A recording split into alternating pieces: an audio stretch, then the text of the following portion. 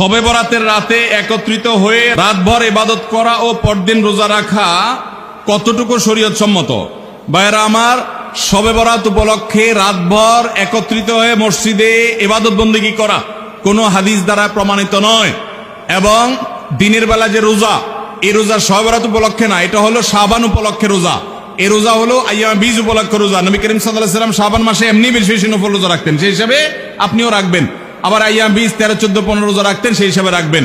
আপনি আল্লাহর ক্ষমা, এই রাতে আল্লাহ তাআলা বান্দাকে সাধারণ ক্ষমা ঘোষণা করেন, হিংসুক ছাড়া, মুশরিক ছাড়া। এই রাতের এই ফজিলত পাওয়ার জন্য আপনি চেষ্টা করলে সেটা ভালো, আল্লাহর কাছে ক্ষমা লাভের চেষ্টা করবেন, কিন্তু বেদাতি কোনো পন্থায় না। অনেকে বলে যে এত রাকাত নামাজ, অমুকটা অত সূরা এত রাকাতে পড়তে হবে, এগুলা মন গড়া কথাবার্তা, এগুলার কোনো ভিত্তি কোরআন হাদিসে নাই। আবার অনেকে মনে করে হালুয়া রুটি খাইতে হবে, আতশবাজি করতে হবে, আলোকসজ্জা করতে হবে।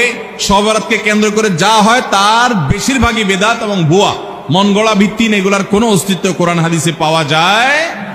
আল্লাহ আমাদের সবাইকে সুন্নাহ মেনে চলার তৌফিক দান করুন। আমরা সুন্নাহ মেনে চলবো। শাবান মাসের সবচেয়ে বড় আমল হলো নফল রোজা রাখা। বেশি